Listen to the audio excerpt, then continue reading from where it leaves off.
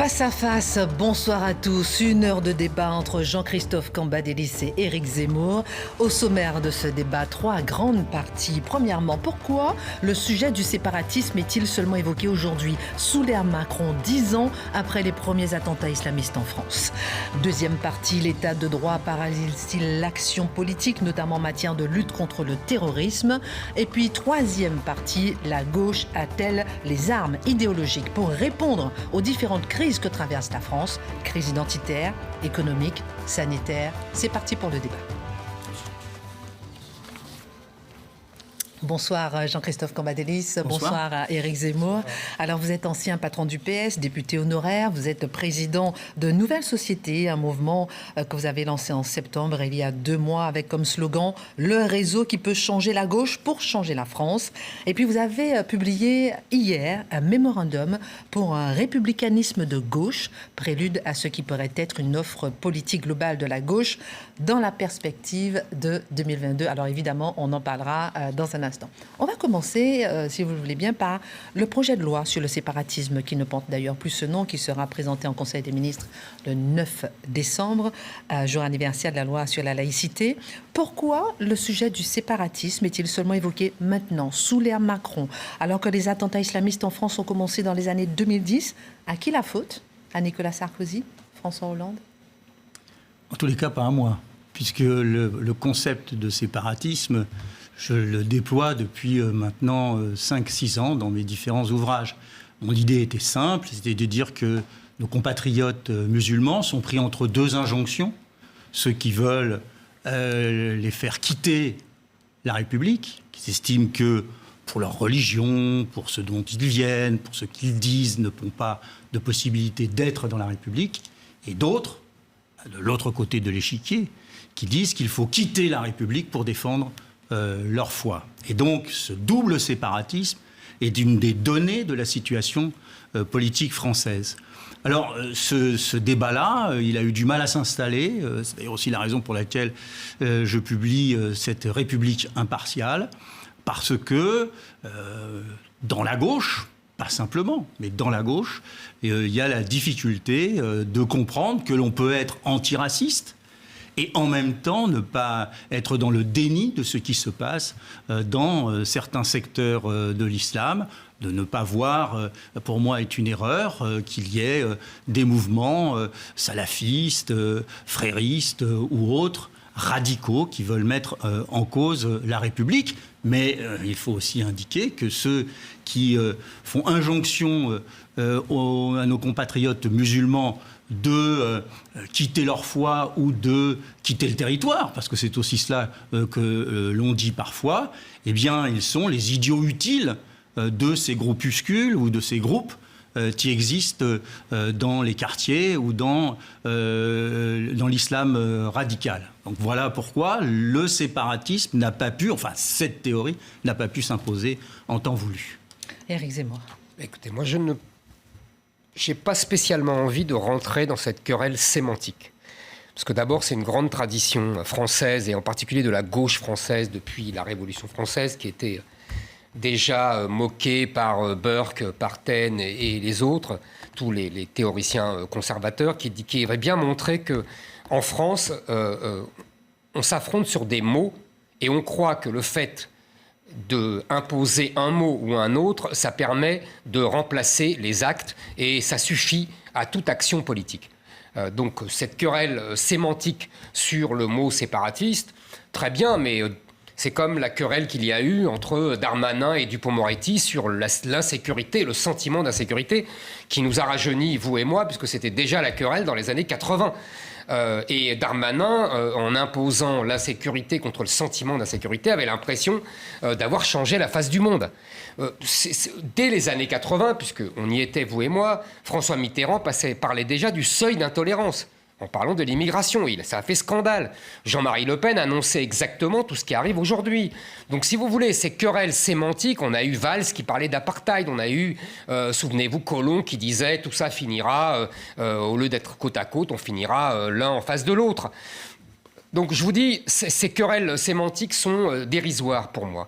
Et elles sont dérisoires et en même temps, c'est une habileté pour dissimuler la réalité. C'est là que je vais répondre à la deuxième partie de votre intervention. Qu'est-ce que c'est que la réalité ? La réalité, c'est l'émergence depuis 30 ans, depuis 20 ans, d'enclaves étrangères dans de quartiers de plus en plus nombreux du territoire français, qui sont régis par l'islam et les caïds de la drogue. Il y a cette alliance entre la charia et les caïds de la drogue qui régente une population de plus en plus nombreuse et des enclaves de plus en plus nombreuses. Et pourquoi il y a cette alliance ? Pour deux raisons. D'une part, parce qu'il y a une immigration qui n'a jamais cessé et qui est de plus en plus importante depuis des années. Le rythme, d'après Madame Tribala, la démographe, le rythme des années depuis 2000 est le même que dans les années 60, ce qui est une folie, alors qu'on n'a plus besoin de travailleurs et qu'on a un chômage énorme et qu'on a une croissance très faible.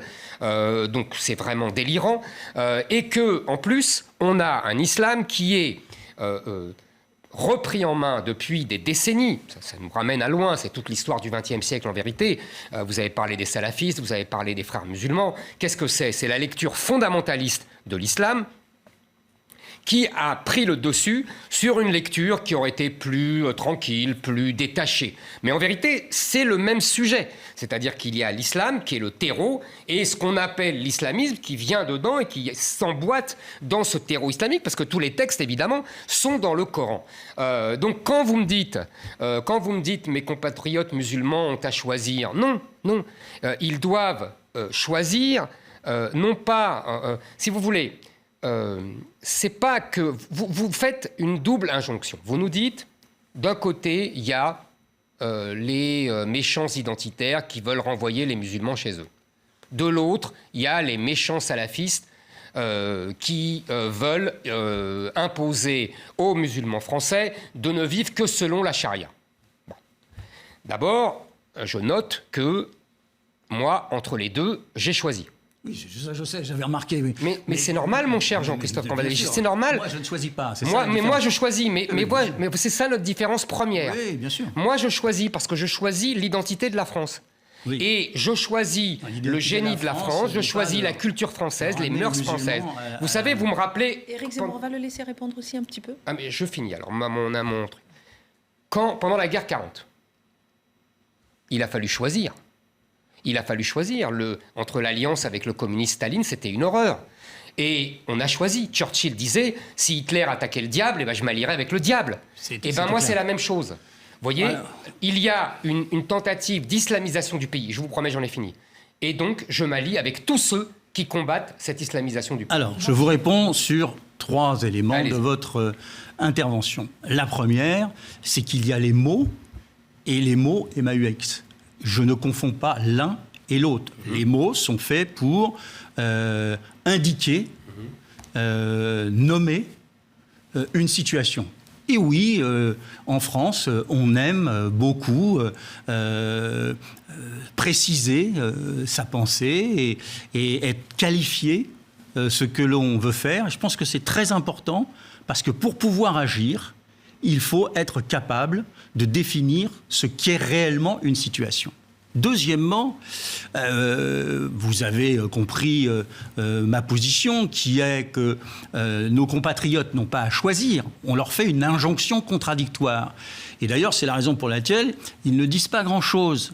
Qu'il y a une certaine résilience de la grande masse de ces compatriotes musulmans. On leur dit d'une part, écoutez, pour certains, je ne dis pas pour tous, pour certains, l'islam contient en elle-même une dimension antinomique avec la République et il faut que vous abjurez votre religion parce que vous ne pouvez pas l'avoir dans la société républicaine telle qu'elle est. D'autres disent, d'autres débats, on est chez nous, vous devez être en dehors de chez nous. Je note avec intérêt que dans votre déploiement, dans la dernière partie, vous citez Churchill et vous dites « je m'adirais avec le diable ». Donc je viens pour la première fois d'entendre que ce que vous dites d'habitude, c'est le diable avec qui vous voulez vous allier pour pouvoir combattre ce que vous estimez être une montée, moi j'appelle ça une cristallisation dans une partie de l'islam. Pourquoi ? Parce que c'était la fin de notre débat la dernière fois. Parce que je n'ai pas le même diagnostic que le vôtre. Vous vous dites qu'ils sont en dynamique, que nous allons vers le grand remplacement. Moi, je dis que c'est la société occidentale, c'est la République qui est en train de gagner, et c'est pour cela qu'il y a une radicalisation violente, qu'il y a même une sympathie vis-à-vis du terrorisme dans un certain nombre de secteurs, parce que la sécularisation des populations issues de l'immigration est beaucoup plus grande en France que dans d'autres pays, précisément parce que nous n'avons pas le communautarisme. Et aujourd'hui, nous avons des populations qui sont capables à la fois de respecter leur ramadan, mais de boire quand ils en ont envie, ou des femmes, pour la plupart d'entre elles, pour la immense majorité, ne portent pas le voile, ou encore qui estiment que les principes de la République, même si c'est questionné par les plus jeunes aujourd'hui, mais ce qui est questionné, c'est la laïcité, ce n'est pas la sécularisation. Éric Zemmour. Alors, quand je disais le diable, vous avez bien compris que c'était une formule. Je veux dire que je m'allierais à tout le monde contre le danger majeur. Voilà. Que c'était le Mais diable. je ne dis pas que les identitaires sont le diable. C'est pour ça que je précise. Dommage. Pas du tout. Ce sont des patriotes qui... Non, je suis désolé. Ce sont des patriotes. Ce sont des patriotes qui défendent leur pays valeureusement et dans un environnement très hostile. En ne choisissant pas, vous choisissez.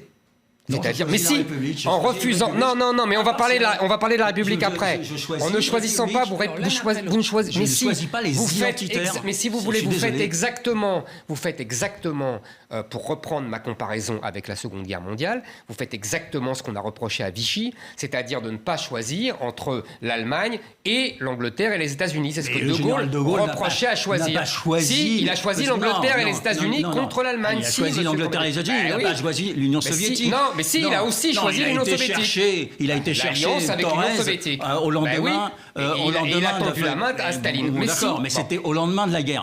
Là, ce n'était pas le sujet. Et d'ailleurs, il avait envoyé en France Jean Moulin pour unifier l'ensemble. Pour unifier l'ensemble des mouvements de résistance. Et vous savez qu'ils se sont confrontés très longtemps avec le Parti communiste français. Bon, donc on ne peut pas dire qu'il y avait. Bon, c'est une querelle historique. Absolument. Éric Zemmour continue sur ce qu'il disait. Est-ce que la République a gagné ? Absolument. Mais la République, elle ne cesse de perdre, la République. C'est simple. Mais on verra après qu'est-ce que c'est que la République. Attendez.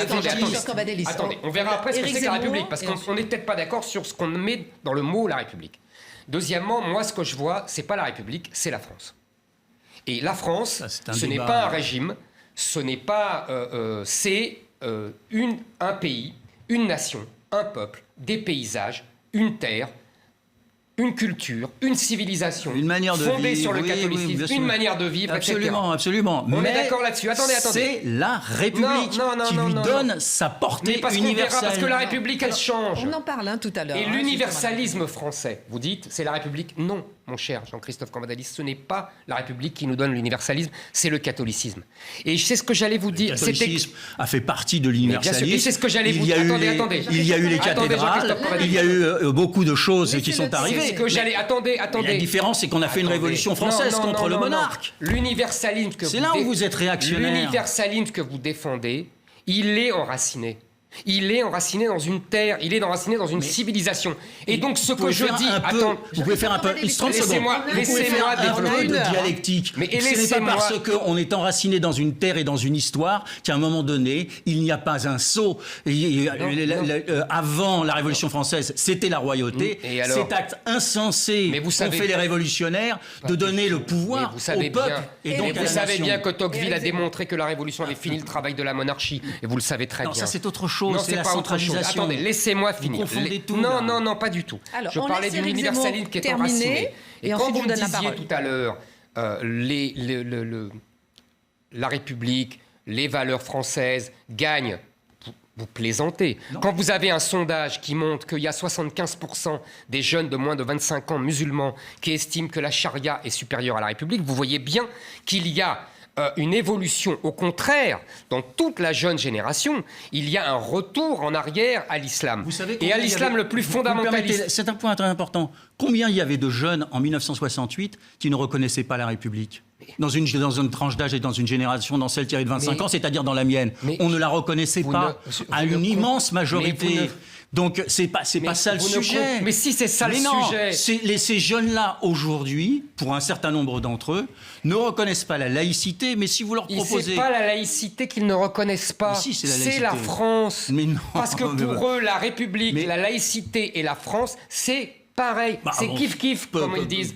C'est la même chose, tout ça. Mais si, mon cher Jean-Christophe Cambadélis, tout ça, c'est la même chose. D'ailleurs, quand ils sont à l'école et qu'on leur demande, on leur dit pas, est-ce que vous vous sentez républicain ? On leur demande, est-ce que vous vous sentez français ? Ils disent non, on n'est pas des Gaulois.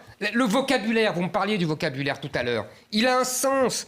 Et pourquoi ? Moi, quand vous dites les musulmans, vous leur dites nos compatriotes musulmans. Pourquoi ils ne sont pas les compatriotes ? Mais bien sûr, bon, bien sûr. Voilà, mais je ne leur demande pas, moi, d'abjurer leur foi. Bon. Je ne demande pas de ne pas pratiquer leur religion. Bon. Je leur demande de faire ce qu'ont fait tous les gens qui sont venus en France et qui n'étaient pas là depuis 1000 ans, qui ne sont pas des fameux Français de souche, c'est-à-dire de faire une sélection dans leur héritage. Mais c'est non, pas du tout. Justement, de moins en moins. L'islam n'est pas seulement... C'est ce que tout le monde fait tous les jours. L'islam, ce n'est pas seulement et ensuite Jean-Christophe Cambadélis. Ce n'est pas seulement jeûner et prier. C'est aussi un code juridique. Et vous le savez très bien. Et c'est un code qui s'impose. Et qui s'impose de plus en plus, justement. C'est l'inverse qui se passe. C'est pas... On sélectionne... Non, au contraire. D'ailleurs, on pratique de plus en plus. On fait de plus en plus... on remplit de plus en plus les codes islamiques et on veut de plus en plus les imposer. Et c'est pour ça d'ailleurs qu'il y a de plus en plus de ghettos, parce que ceux qui ne sont pas musulmans, et même certains musulmans, fuient toutes ces enclaves étrangères dont j'ai parlé, qui sont régies par la charia. On a le temps de débattre de tout ça. Jean-Christophe Cambadélis. Alors, il y a plusieurs questions qui me paraissent sujets à débat et à interprétation. D'abord, l'immense majorité de nos compatriotes, musulmans ou pas d'ailleurs, issus de l'immigration, ne sont pas ni des salafistes ni des fréristes. Ils vivent leur religion ou pas leur religion, leur culture et leur histoire dans le cadre de la République sans aucun problème. Et ils sont beaucoup plus respectueux qu'on veut bien le dire, de nos us et coutumes. Ils connaissent... On ne doit pas vivre son histoire dans la République française. On doit vivre l'histoire de France. Mais attendez, c'est parce que c'est le premier problème. Non. Deuxième question. C'est que vous faites d'une particularité une question générale. On voit bien que le débat entre nous, c'est « nous avons perdu, ils sont en train de s'imposer » et moi je dis « nous avons gagné » et nous allons les réduire. Bah oui, vous êtes comme en 40. Comme en 40, vous croyez avoir gagné. Oui, bien sûr. Bon, je veux dire, c'est assez facile que de faire cette image entre les résistants, donc le résistant avec un pays déjà occupé. Non, nous ne sommes pas en 1940. Aujourd'hui, il n'y a pas une armée d'occupation en France. Il y a des gens qui tuent des Français. Mais bien sûr. Il y a des gens qui tuent des Français au nom de l'islam. Je ne le nie pas. Bien au contraire. C'est ça ma différence avec certain nombre de courants dans la gauche. J'aimerais que vous répondiez, pour qu'on puisse terminer cette première partie, à cette question. Est-ce que la France et le gouvernement ont enfin pris la mesure du problème avec le projet de loi en cours sur le séparatisme ? Écoutez, les projets de loi contre le terrorisme ou contre le communautarisme, en tous les cas contre le terrorisme, il y en a un projet de loi tous les 18 mois. Absolument. On est à la 30e loi. Bon, on ne peut pas dire qu'on a pris tout. On a pris toutes les mesures, on peut encore en affiner, là on nous en propose quelques-unes. Pourquoi pas ? C'est évident qu'il faut faire tout ce qui est dans notre possible du point de vue de la loi pour combattre. C'est pas le sujet, mais il ne faut pas pour autant remettre en cause, on en parlera tout à l'heure, nos libertés publiques.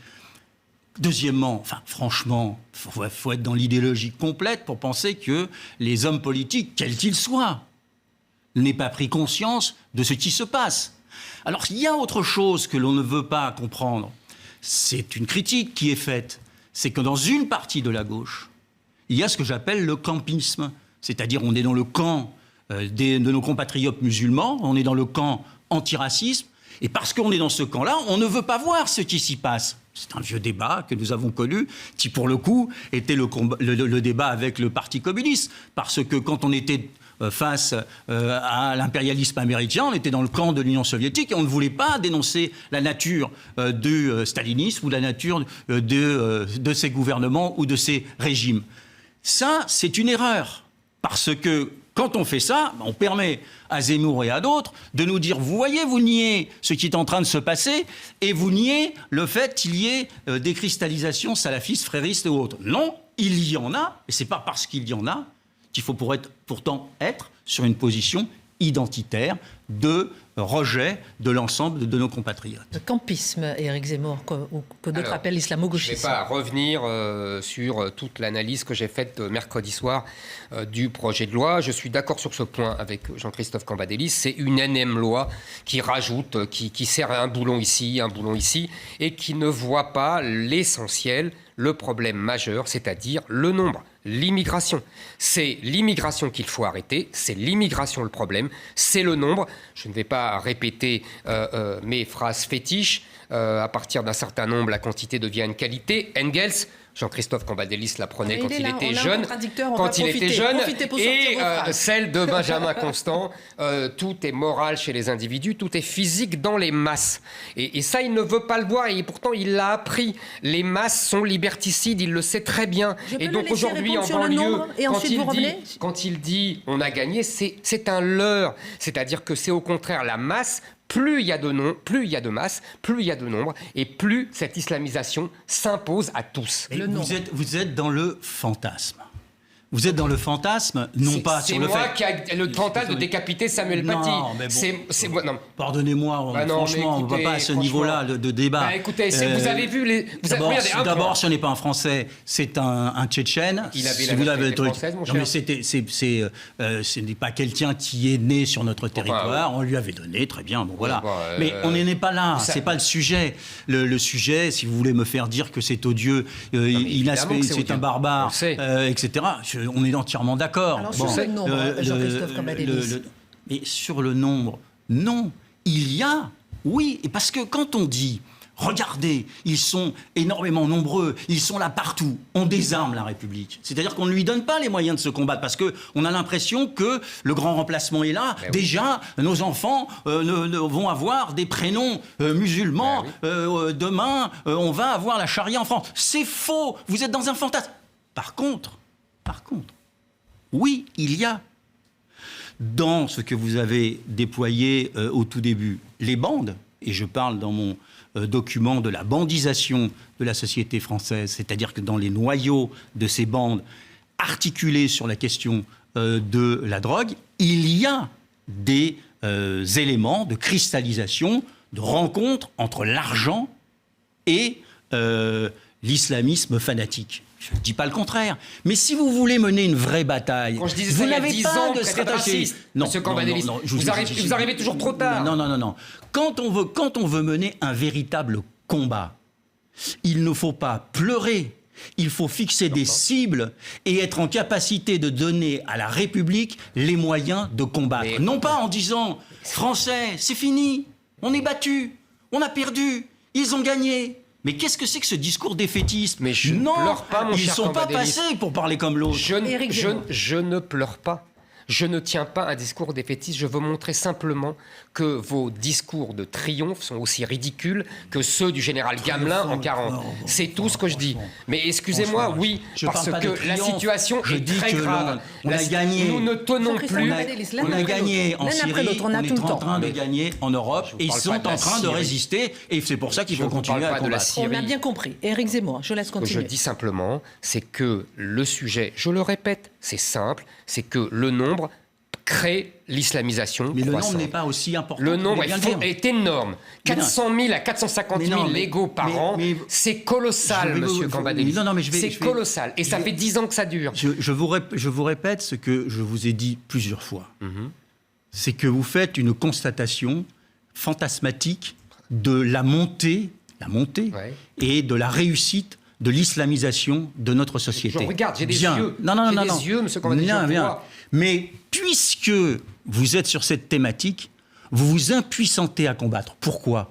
Parce que la seule solution qu'il y a derrière votre prise de position, c'est de raccompagner 5 millions de musulmans à la frontière ou la libanisation de la France. Mais on l'a c'est déjà, ça, la libanisation de la France. Franchement, Enfin, vous où est-ce que vous avez la plaisantez, quoi. libanisation? Mais enfin, mais Vous vous l'avez rigolez, dans un certain nombre Mais de je peux vous quartiers, dire qu'il y a des- dans un certain nombre Bah de oui, cités, où on ne peut plus mais vous aller. l'avez pas dans toute la France. Bah Enfin, non, on n'est pas évidemment. au Liban. Bah, évidemment. Bon, mais c'est alors. notre avenir, vous le savez très Mais bien. pas du tout. C'est d'ailleurs ce que tous les Pas du Libanais tout. nous disent. Mais pas du tout. Mais tous Pas les du tout. Libanais, Non, quand mais ils ben, viennent nous voir, ils nous disent Christophe c'est notre avenir. on laisse c'est Éric une Zemmour histoire. C'est une histoire qui n'est pas la nôtre. Bah, c'est la même chose. Non, nous c'est la sommes même en train. chose. Nous en sommes en train. Regardez, c'est un combat difficile, c'est un combat compliqué, c'est un combat qui prendra du temps. C'est un combat où il ne faut pas baisser les bras, où il ne faut pas être naïf. C'est un combat à mener, mais avec les instruments de la République, dans un rapport de force qui nous est favorable. Monsieur Éric Zemmour, je laisse Cambadélis, réponse, ensuite Le problème, c'est qu'il y a 30 ans, vous nous avez dit c'est pas grave, ça ne il y a change 30 rien. ans, je vous ai pas dit grand-chose. Il y a 20 ans, vous nous avez dit c'est pas grave, ça ne change rien. Non, À l'époque, non. vous nous disiez il n'y a pas plus d'immigrés que dans les années 30. Et maintenant, vous nous dites ah, mais c'est horrible ce que vous dites, ça veut dire que vous allez renvoyer 5 millions de musulmans. D'abord, Comment on je fait vous dis, Comment on fait si vous nous aviez écouté, il ne serait pas D'accord. rentré il y a 20 ans. Oui, alors, mais mais parce que vous dites toujours... Excusez-moi. Non, c'est trop facile. Excusez-moi, le regroupement familial, c'est pas nous. Oui, c'est enfin. plutôt quelqu'un de droite. Ouais, oui, enfin, bon, alors, vous savez très bien de quoi Oui, on parle. absolument. Bon. Mais on est d'accord, mais simplement personne ne l'a annulé. Et non, mais personne moi, ne l'a je n'étais supprimé. pas contre, mais et encore bon. une fois, le vrai sujet, et on va en parler, puisque je crois qu'on va parler de l'état de droit, etc. Maintenant, dès que vous avez terminé. Eh bien alors c'est très bien, j'introduis le Avec sujet. plaisir, avec plaisir. Le vrai sujet, c'est que aujourd'hui, ce n'est plus l'État, ce n'est plus la France qui décide qui viendra en France. Ce sont les immigrés eux-mêmes qui, depuis 30 ans, décident qui les rejoindra. C'est pour ça que la situation est inextricable. Et depuis des décennies, la bataille, elle est là. C'est qu'il faut Expliquez-vous. rendre... Mais c'est très simple. Vous avez aujourd'hui les 270 000 entrées légales par an, plus à peu près 120 000 de droits d'asile, dont 90% ne partent jamais, même si 80% ou 70% sont déboutés. En gros, on ne renvoie personne. Pardon. Et on a 260 000, 70 000 entrées légales. Pourquoi ? C'est pas nous qui leur disons « venez », non. C'est les parents qui appellent les enfants qui appellent les parents, ça c'est le fameux regroupement familial, mais qui ne représente que 30 000 personnes à peu près. Et vous avez tous les gens qui sont d'ici, ils sont tellement bien intégrés, comme dit M. Cambadélis, qu'ils vont chercher, ils ne peuvent pas trouver une femme en France, ils vont chercher une femme au bled. Ça fait 90 000 personnes par an. Après, vous avez les étudiants, à peu près autant, qui restent pour la plupart. Après, vous avez d'autres liens, il y a 30 000 d'immigration économique, vous voyez, c'est marginal. Et puis, vous avez le droit d'asile dont j'ai parlé. Tous ces gens-là estiment qu'ils ont un droit à rentrer en France, et la gauche, les gens comme vous, depuis 30 ans, nous expliquent que oui, c'est leur droit, et qu'ils ont tout à fait le droit, et qu'on doit les protéger ce droit, etc. C'est vous qui avez désarmé la France, monsieur Cambadélis. Je peux répondre. Bien sûr. Je peux répondre. Si on prend bout à bout tout l'ensemble de vos chiffres, ça fait 500 000 sur 60 millions de Français. 450 000 par an. Non, mais donc, Par an. nous ne sommes pas envahis. Nous avons un problème, et je dis, nous avons un problème qui est la maîtrise des flux migratoires. Moi, je le reconnais. Je l'ai toujours dit. J'ai toujours dit, et j'ai été très combattu là-dessus, que le droit à s'installer où on veut, quand on veut, au moment où on le veut, n'est pas un droit. C'est ce que vous avez défendu depuis 30 ans. Non. C'est ce que disait SOS Racisme, c'est ce que disait la gauche, c'est ce que disait... SOS Racisme, c'est SOS Racisme. Non, mais enfin, moi, c'est moi. Je suis pas fou quand même. Mais non, parce que SOS Racisme n'était pas sur une position de faire venir l'immigration. Ils étaient sur une position de combattre le racisme par rapport à des Français de souche, là, puisqu'ils étaient nés en France, qui étaient stigmatisés en fonction de leur nom, de leur histoire, du lieu où ils habitaient, etc. Ça, c'est autre chose. Mais je reviens à un autre sujet. Ouais. Je reviens à un autre sujet. C'est toujours ce qui nous distingue. Vous faites une constatation fantasmatique, nous sommes envahis, et à partir de là, vous dites, On a un problème avec l'immigration. Mais vous ne dites absolument pas comment il faut régler le problème. Moi, je fais des propositions. Moi aussi, je sais. Vous le verrez dans mon ouvrage. ouvrage. C'est que nous ne réglerons pas cette question si nous ne sommes pas capables de tarir le mouvement au point de départ. Parce qu'il y a des questions économiques, mais pas simplement. Il y a des questions démocratiques et il y a des questions climatiques. Nous ne serons pas capables de faire face si nous n'avons pas une stratégie d'écluse. Nous ne sommes pas capables de faire face s'il n'y a pas une répartition en Europe. Et nous ne serons pas capables de faire face si nous ne sommes pas capables de raccompagner. Mais dans tous les moments que je viens de citer, qui sont des enjeux en soi, dans tous ces moments, il faut respecter ceux qui sont contraints par X ou Y de faire mouvement en France. Donc, et pas simplement en France, parce que nous, aujourd'hui, on dit, nous en recevons quelques-uns, mais on se moque complètement de la situation en Italie et encore plus de la situation en Grèce, particulièrement dans l'île qui a vu naître ma famille, c'est-à-dire l'île de Méthylène. Bon, on s'en moque, mais personne s'en occupe. On s'en moque pas parce qu'ils viennent chez nous. Alors, non. Avec votre folie de Schengen, que vous avez défendu aussi.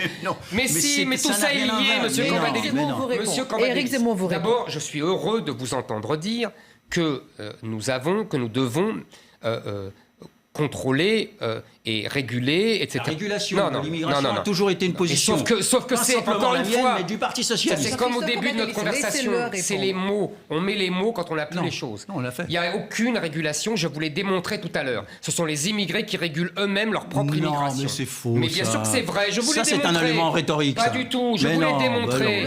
Parce que si on voulait, d'abord, et quand vous parlez de fantasmatique, je pense que les Français qui nous regardent doivent ou rire ou s'énerver contre vous.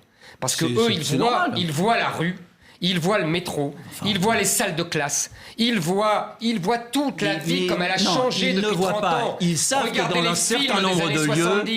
Et regardez la vie aujourd'hui. Cette question-là ne se posait pas. C'est bien ce que je vous dis. Donc vous voyez que ça a complètement chamboulé. Et bien sûr. Et aujourd'hui, vous me dites c'est un fantasme, comme vous me disiez il y a 30 ans, c'est un fantasme que de croire qu'il y a un problème d'immigration. Il n'y a pas plus d'émigrés en France que dans les années 30, je répète. C'était vrai. Non, c'était faux. C'était faux parce qu'on naturalisait en masse. Mais à chaque fois, derrière cette position, il y a une dimension qui est que, ce que je peux comprendre, la France ne doit pas accueillir toute la misère du monde, et on met de côté le fait qu'elle doit en prendre sa juste part. Elle ne doit plus en prendre sa juste part.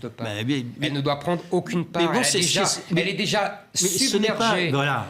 Elle est déjà submergée. Votre préjugé mais c'est pas mon préjugé, c'est le réel, qui est que nous sommes submergés, vous interdit de réguler l'immigration, de combattre les cristallisations islamo-pitèques, ou de combattre le terrorisme. Vous m'avez dit, il n'y a pas de proposition. Moi, j'ai des propositions.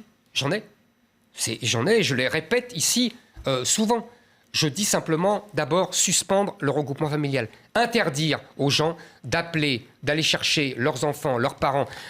Macron a été criminel dans cette histoire. En 2018, il a même rajouté les frères et sœurs et les oncles et tantes et les parents. Valls a été aussi, pour le moins léger, puisque vous n'aimez pas le mot criminel, avec sa réforme, avec sa loi de régularisation en douce.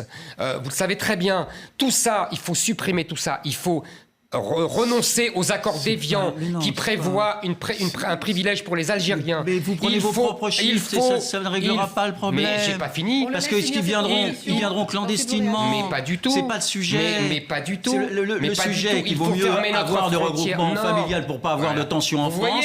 Et deuxièmement, il vaut mieux tarir le mouvement qui vient de ces pays. Éric Zemmour, vos propositions terminées ? On ne tarira pas. Je vais vous dire, on ne tarira pas pour une raison très simple. Alors, c'est des petits barbelés tout au long de la France. On ne tarira pas pour une raison simple.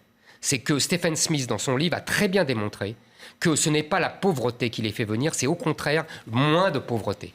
et que c'est la classe moyenne qui part et non pas les pauvres.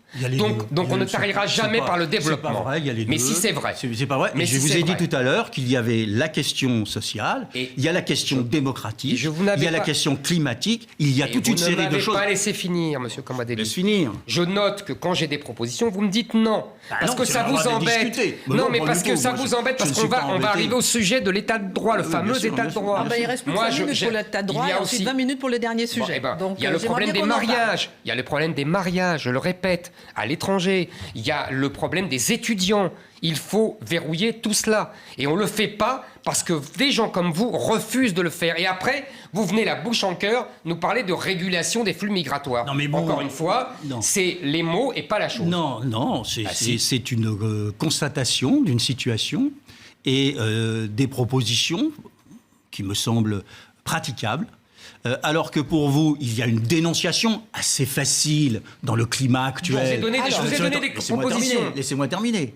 Assez facile dans le climat actuel, prenant à témoin une partie de la population que l'on chauffe à blanc en disant c'est terminé, votre identité, votre culture, la manière dont vous vivez, c'est fini. Absolument. Aujourd'hui, c'est l'islam, ce qui est faux et qui ne permet pas de combattre. On a entendu les arguments de chacun. J'aimerais qu'on parle un peu de l'état de droit. Est-ce que l'état de droit, aujourd'hui, dans ce contexte d'attentats terroristes, paralyse l'action politique?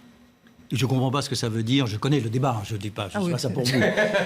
Mais je ne comprends pas ce que ça veut dire. Je ne comprends pas ce que ça veut dire pour une raison toute simple. Voilà maintenant 10 ans, nous avons arrêté combien d'attentats? Tous les mois et toutes les semaines, on en arrête 5, 10 ou 15. Et félicitations d'ailleurs à nos services pour le faire. Évidemment, ça ne fait pas la une des journaux. On le fait avec quoi? Avec la Constitution telle qu'elle est. On le fait avec quoi? Avec nos 30 lois déployées depuis maintenant 20 ans. On le fait avec quoi? Avec les éléments que nous donne l'état de droit.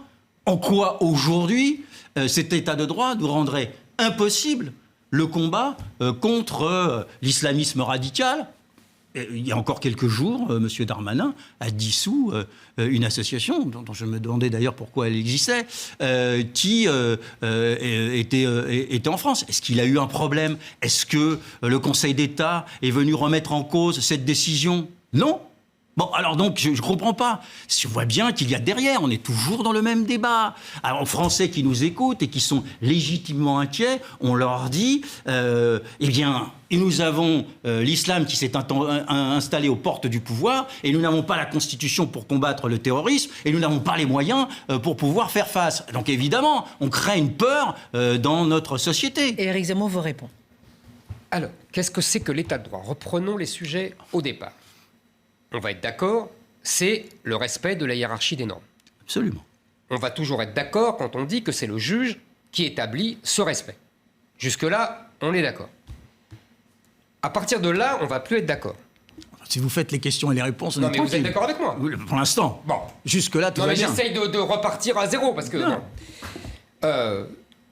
À partir d'un certain moment, c'est le juge qui définit. Donc, derrière cet état de droit, c'est une vision procédurale de la démocratie. C'est-à-dire qu'on est dans une procédure judiciaire et c'est le juge qui évalue le droit. Vous me dites, on peut lutter contre le terrorisme, le juge avalise. Vous avez raison. Il avalise beaucoup. Il n'avalise pas tout. Mais c'est lui qui décide. C'est-à-dire que c'est le juge qui décide. Ce n'est plus le pouvoir exécutif et ce n'est plus le peuple. Parce que nous sommes dans une vision procédurale. Et derrière cette vision procédurale et juridique de la démocratie, il y a une idéologie, c'est-à-dire une idéologie libérale des droits de l'homme, qui a eu sans doute sa grandeur pour combattre les pouvoirs monarchiques absolus et religieux, l'Église, mais qui aujourd'hui est une machine à désagréger la société au nom de l'individu, au nom des droits de l'individu. C'est une idéologie qui favorise la migration, je l'ai démontré tout à l'heure, puisque c'est l'individu qui décide qui il fait venir. C'est aussi une idéologie qui est par exemple, qui pousse... Prenons un exemple qui n'a rien à voir, qui pousse au mariage gay. On a le droit d'être d'accord ou pas d'accord, mais c'est une idéologie.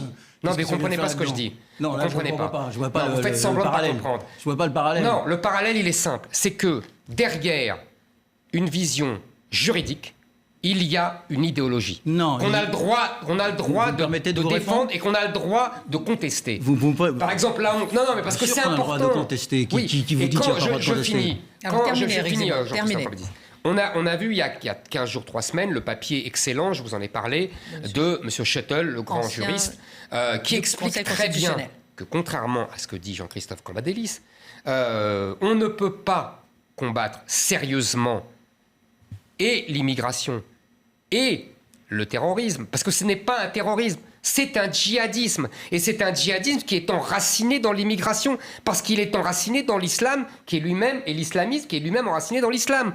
Donc, si vous voulez, vous ne pouvez pas, avec l'état de droit actuel, qui déifie les droits de l'individu et qui fait de l'État une machine à donner des droits, vous ne pouvez pas combattre cet islam qui profite des droits. Et une dernière phrase, je vous rappelle, avec l'état de droit, je vous rappelle la formule du général de Gaulle, d'abord la France, ensuite l'État, enfin le droit. Vous avez renversé la pyramide. Alors, d'abord la Constitution, c'est le peuple qui l'a votée. Et oui, ne dites pas que le souverain ne l'a pas, c'est-à-dire le peuple ne l'a pas. Donc, le peuple l'a voté. Et donc, il est faux de dire que c'est une norme juridique qui serait issue d'on ne sait où, si ce n'est d'une idéologie. Deuxièmement, récemment, le Conseil constitutionnel a indiqué que la lutte contre le terrorisme était aussi un objectif de la Constitution. Et à aucun moment, vous n'avez vu une mesure proposée qui a été retoquée, on pouvait d'ailleurs s'en gendarmer, qui a été retoquée par le Conseil constitutionnel. Et on va plus loin, puisque vous faites référence à un papier publié dans le Figaro de l'ancien secrétaire général du Conseil constitutionnel. Membre du Conseil d'État lui-même. Membre du Conseil d'État, qui a été contredit par l'actuel président du Conseil constitutionnel dans un autre journal, etc. C'est une querelle de juristes. Absolument. Mais l'articulation, elle est où? C'est que la Cour européenne des droits de l'homme, c'est ça que vous vouliez dire, parce que nous avons abandonné notre souveraineté, si je vous lis bien, juridique, populaire, à des institutions qui sont supranationales. Bon, voilà, d'accord, nous sommes d'accord. La Cour européenne des droits de l'homme n'est pas intervenue quand, à Londres, la loi anglaise a permis d'arrêter des gens qui sont soupçonnés de terrorisme et de les interroger sans leurs avocats pendant la première heure. Donc vous voyez bien que aujourd'hui, toutes nos institutions, qu'elles soient françaises, issues du peuple, ou internationales, ratifiées par le peuple parce que ce sont des traités, eh bien, ne sont pas orthogonales à la lutte contre le terrorisme. Mais ne mélangez pas tout. Il y a la lutte contre le terrorisme, c'est quelque chose de spécifique où il faut concentrer les moyens. Après, il y a autre chose. Il y a des cristallisations des regroupements ou des imams qui prêchent la haine de la France, de la République, des Blancs, de tout ce que tu veux. Mais vous en avez partout. Hein, mais vous avez cela. Ça existe. Bien. Et cela, on a les moyens de les combattre. Oui. Bon, on le fait voilà, pas. Mais voilà. Bon, on le fait, ne dites pas qu'on ne le fait pas. On l'a fait. Un dernier mot. Mais non. Il reste 15 minutes pour passer à la dernière partie. Voyez, on proportionne, et ça je reconnais, on proportionne la riposte à la hauteur de l'attaque. Éric Zemmour, je vous laisse répondre, ensuite on passe à la dernière partie, 15 minutes. Très vite. Vous me dites, la Constitution a été votée par le peuple. Oui. Elle a été votée en 58. Et alors ? Cette Constitution, c'était la Constitution gaullienne.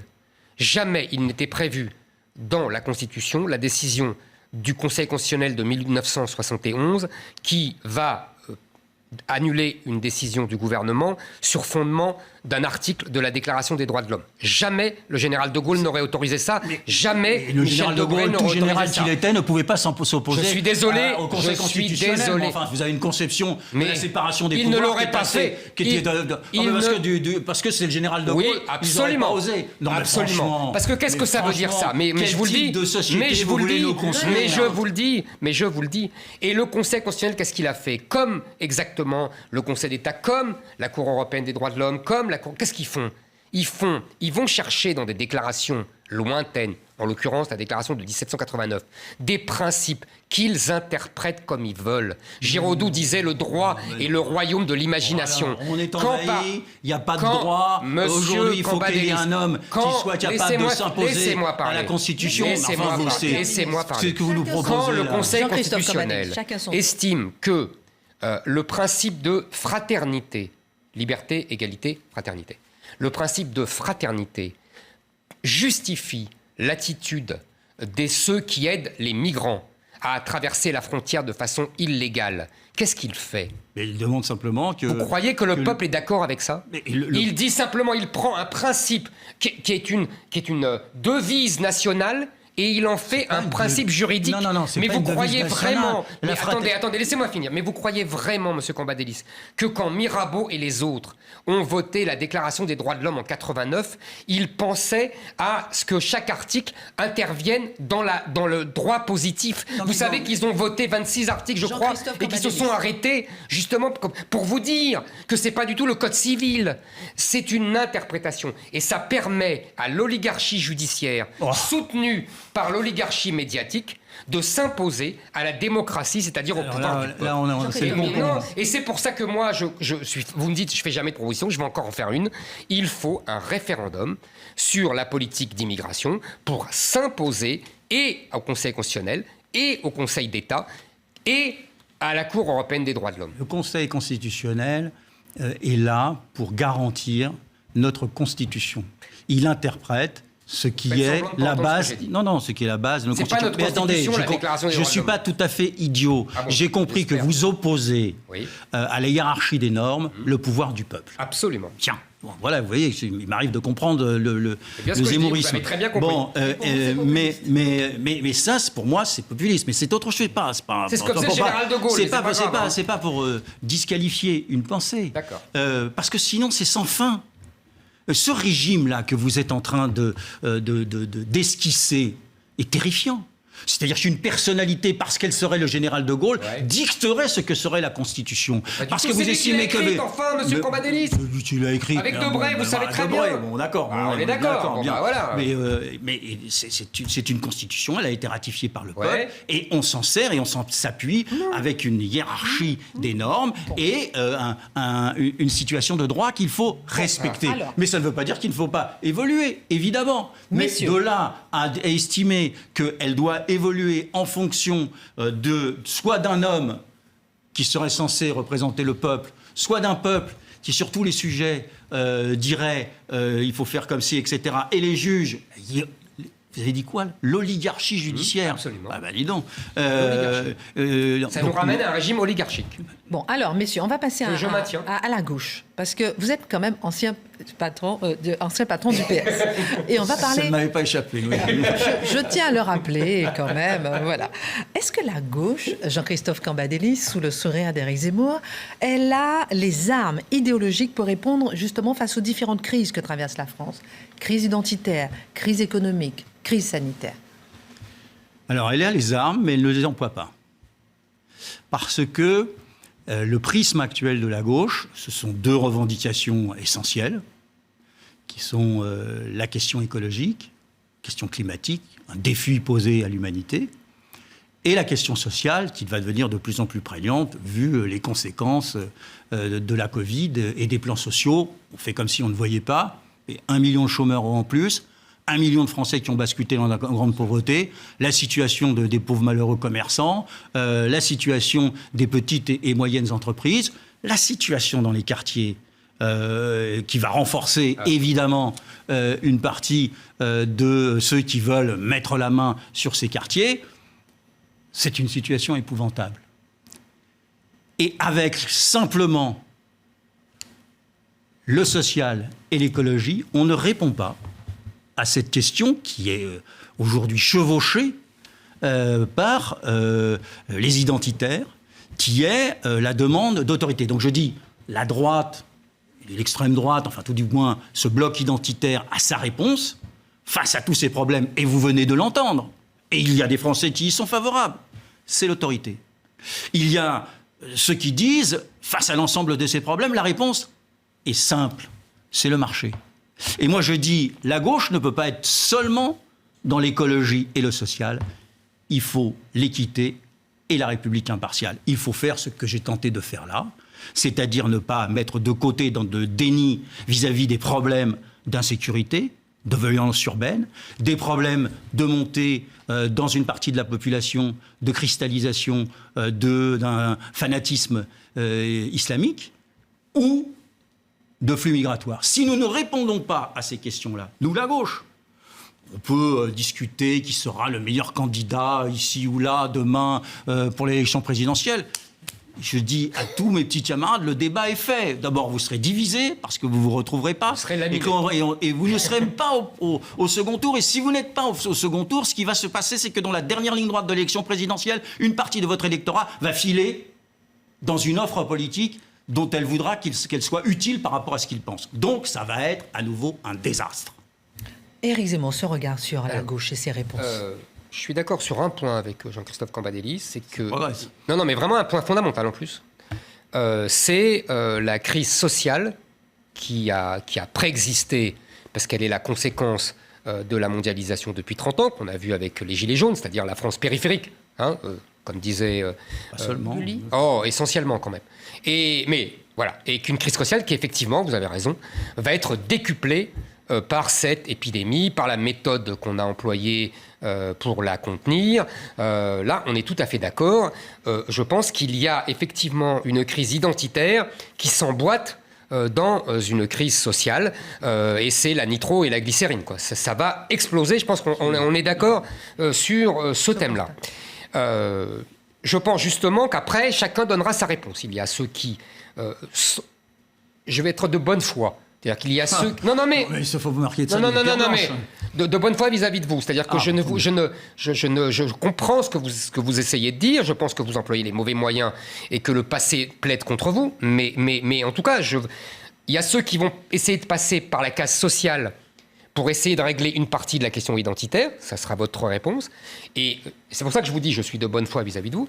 Et deuxièmement, moi, je pense qu'il faut passer par la question identitaire pour surplomber la question sociale, mais ne pas la nier ni la mépriser. Je veux dire par là, vous avez compris qu'il faut refaire des Français. Il faut refaire des Français. Il faut dire le social, c'est pour les Français. Je suis pour la préférence nationale. Et c'est une première réponse. Maintenant, la deuxième réponse, c'est la gauche. La gauche, est-ce qu'elle est bien placée ? Vous avez vu ce sondage terrible. Je crois qu'il y a 13% des gens qui se sentent de gauche. Alors même si on fait la part des sondages, c'est quand même... Et j'essaie de me demander pourquoi. Et je pense que c'est la gauche a tout trahi. La gauche a trahi le peuple, en tout cas les classes populaires, au nom de l'Europe, au nom du libre-échange, au nom... elle a trahi la nation. Je rappelle que c'est la gauche qui a inventé le concept de nation, que les révolutionnaires s'appelaient les patriotes, au nom de l'Europe et au nom de l'immigration.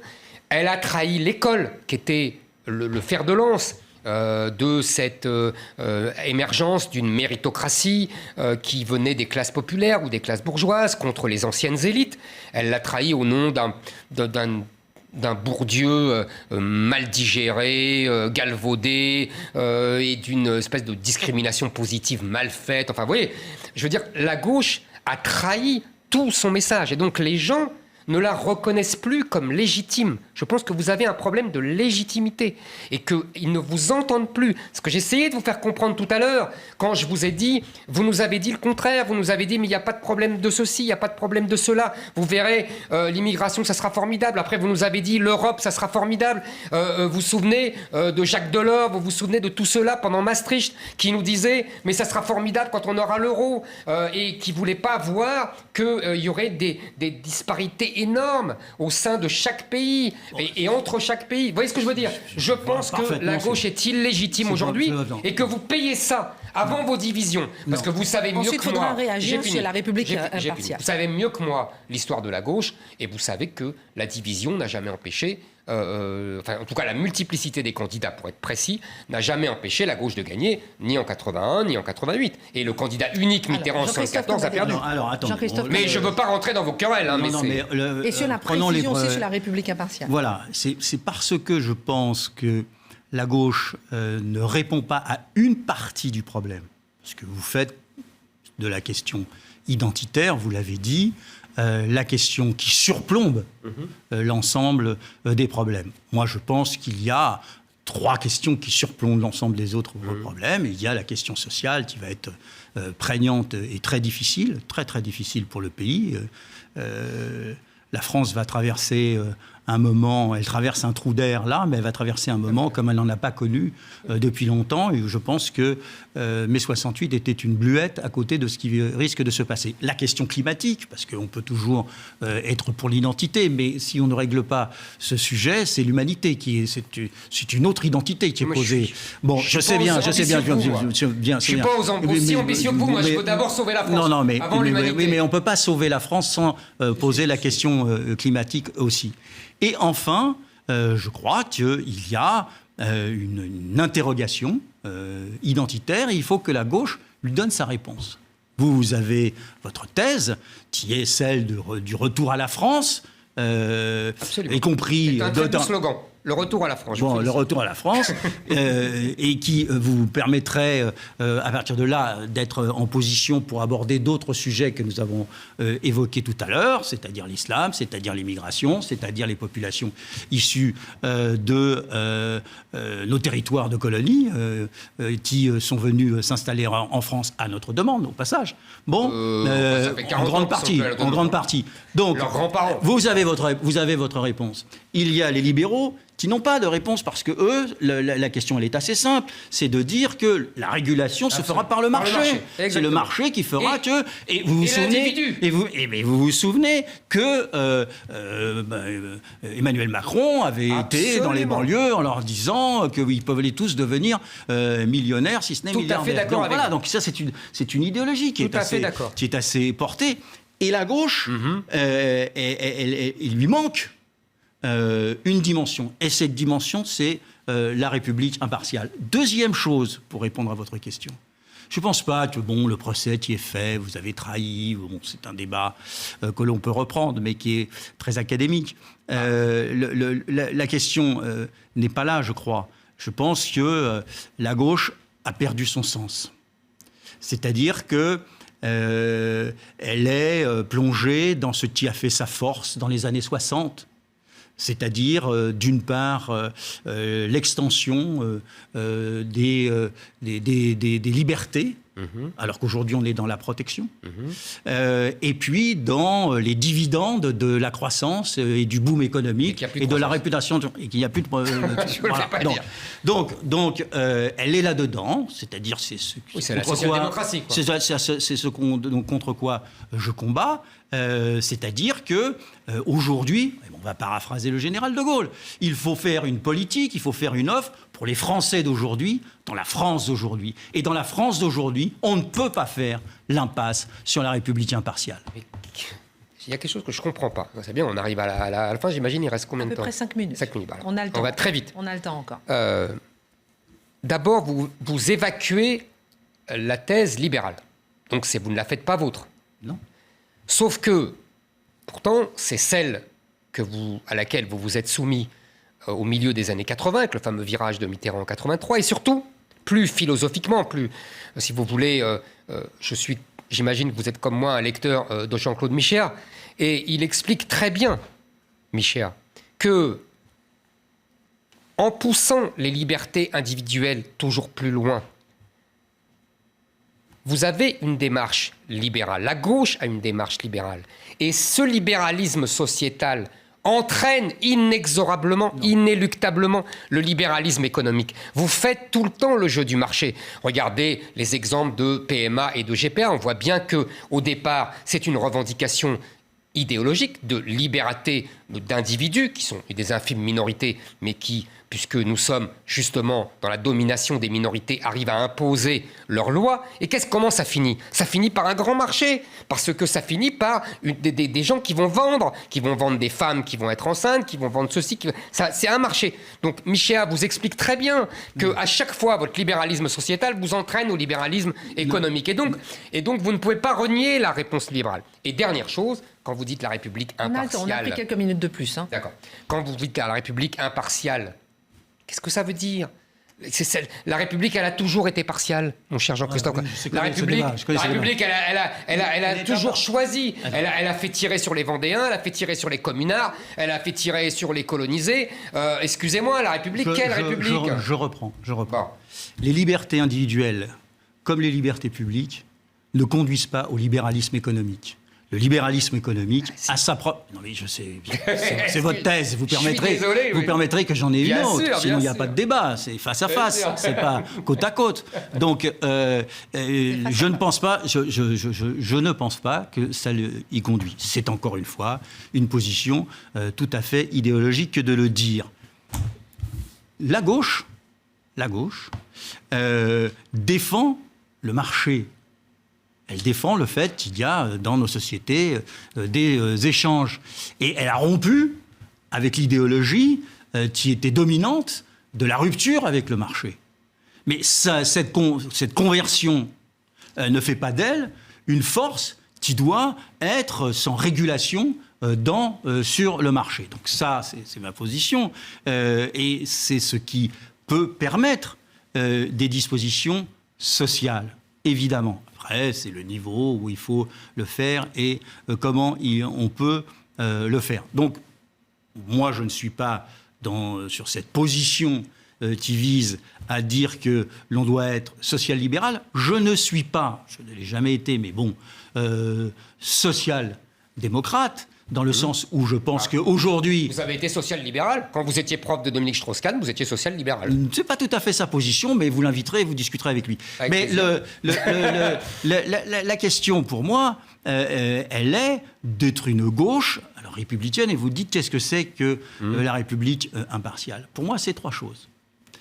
C'est partant de votre constat, à savoir que la République n'est pas fidèle à ce qu'elle avait posé au moment où elle fut fondée. L'égalité, aujourd'hui, est remise en cause et les inégalités sont partout. Donc, je dis, il faut une égalité réelle qui attaque les inégalités à la racine et qui pose un certain nombre de sujets comme la question de la pauvreté, du logement, des salaires, etc., des hommes et des femmes, tout ce que vous voulez. Bien. Le deuxième moment, je suis pour la liberté ordonnée. J'ai essayé de vous donner un exemple, c'est-à-dire que je suis pour la défense intransigeante de nos libertés, parce que je ne suis pas pour un régime autoritaire et autoritarisme, et en même temps, j'intègre qu'il y ait une demande d'ordre juste, aurait-on dit Ségolène Royal, c'est-à-dire qu'il est nécessaire de s'attaquer à la délinquance, s'attaquer aux problèmes que remporte la société. Et enfin, la fraternité laïque, qui soit ni la remise en cause de la fraternité, ni la remise en cause de la laïcité. C'est ça, ma République impartiale, qui me permet d'aborder tous les sujets nécessaires aujourd'hui à la France. Je pense que, en fait, la gauche, j'ai beaucoup réfléchi depuis longtemps, j'ai essayé de définir. Et vous savez, je me suis résigné à une définition mouvementiste. Je veux dire par là que, finalement, est-ce que la gauche, ça ne serait pas le mouvement perpétuel ? Est-ce que ce ne serait pas l'histoire de la Révolution française ? Vous savez, au début, Danton est à l'extrême gauche, même Barnave est à l'extrême gauche, et puis ils sont débordés et ils finissent guillotinés. C'est la dynamique d'une révolution. Oui, mais dans toute révolution, il y a une dynamique. Mais parce que je pense que l'on vit une révolution. Depuis 68, on vit une révolution. C'est pas la même. J'ai bien compris. C'est bien sûr que c'est. Après, je donne le mot de la fin. Mais vous comprenez ce que je veux dire. Je veux dire qu'il y a un mouvement perpétuel, et vous-même, vous-même, c'est pour ça que je vous taquinais avec le social-libéralisme de Dominique Strauss-Kahn, vous-même, vous êtes dépassé. Aujourd'hui, la gauche, elle est tirée aux États-Unis comme en France par tous les mouvements décoloniaux, par toute cette conjonction des luttes entre les mouvements féministes, LGBT et les mouvements défense des Noirs, des immigrés, de l'islam, etc. Et ces gens-là vous tirent dessus. Non. Si, ils me tirent dessus aussi, je vous rassure. Et on tombera tous les deux. Mais ils nous tirent dessus. Parce que pour eux, vous n'êtes plus la gauche. La gauche, c'est eux. Eh bien, ils ont le droit de le penser. Mais bien sûr, ils ont Ce le droit n'est pas de notre penser. sujet. Moi, je ne suis pas de ceux Mais avec eux, on ne pensera plus. Laissez-moi terminer. Moi, je ne suis pas de ceux qui descendent dans les manifestations en disant « je déteste la police ». Je ne suis pas de ceux qui disent qu'il y a un État raciste. Je ne suis pas de ceux qui, aujourd'hui, disent « il n'y a pas de problème ». Dans l'islam. Je ne suis pas de ceux... J'ai bien compris. Mais Jean-Luc Mélenchon ne me dit pas toujours ça. Et même Jean-Luc Mélenchon... il dit tout et le contraire. Oh, ça, c'est enfin, ça, il est dans les manifestations contre l'islamophobie. Je lui reproche. Ah, on est d'accord. Mais par ailleurs, je lui reconnais que sa matrice de point de départ est la question républicaine. Tout à fait d'accord. Donc, simplement, je lui dis... Il trahit lui-même sa question républicaine. Je lui dis, Jean-Luc, il faudra choisir. Et tu ne peux pas pouvoir représenter le pays. Tu ne peux pas être au centre de la gauche, ni au centre du pays, avec la prise de position qui est la tienne aujourd'hui sur les sujets que je viens d'évoquer. Donc, moi, ma gauche, elle est républicaine. Et je n'ai pas peur de polémiquer ou de discuter ni avec Jean-Luc Mélenchon, ni avec ces courants-là, ni avec d'autres. D'ailleurs, c'est pour ça que je suis là. La République ne veut rien dire. Ah bon, d'accord. Bon, la République, elle a tout été. Je vous l'ai démontré. La République, elle a... La France, non. Excusez-moi. La France, je vous ai dit. C'est un ovni. Non, la France, c'est une histoire. La France, c'est une histoire. Attendez. Ça ne vous permet pas de gouverner, l'histoire. J'ai pas fini. Le général de Gaulle tirait beaucoup de son gouvernement de l'histoire. Il était très républicain, au moins au départ. Pas au départ, justement. Si. Au départ, le discours de Bayeux est un discours très républicain. Moi, ça le discours de Bayeux, à l'époque, la gauche disait que c'était pas républicain. Non, après. Non, même en 47, je vous assure. L'élection du président au suffrage universel. C'est là le coup d'État permanent. On va terminer. Dites-moi un mot sur la France, un mot sur la République, et on termine. La France, c'est assez simple, si j'ose dire. C'est une histoire. C'est une géographie, c'est des mœurs. Vous l'avez dit tout à l'heure. Oui, bien sûr. Et la République, en revanche, la République, je ne sais pas ce que c'est. La République, la République, excusez-moi, elle a tout été. Non. La République, elle a été patriotique, elle a été universelle. Je sais bien. La République, elle a tiré sur les communards, elle a tiré sur le peuple, elle a tiré sur les ouvriers. Ce n'est pas la République qui a tiré. Mais bien sûr que c'est la République. Mais non, c'est le gouvernement de l'époque. Mais pas du tout. Vous confondez tout. Pas du tout, c'est le gouvernement de l'époque que s'était donné le peuple. Je vais vous donner un seul exemple. Dernier mot à Jean-Christophe Cambadélis. Vous terminez le dernier mot. La République, ça va vous déplaire ce que je vais vous dire, mais la Troisième République ne s'impose et ne s'enracine dans le peuple.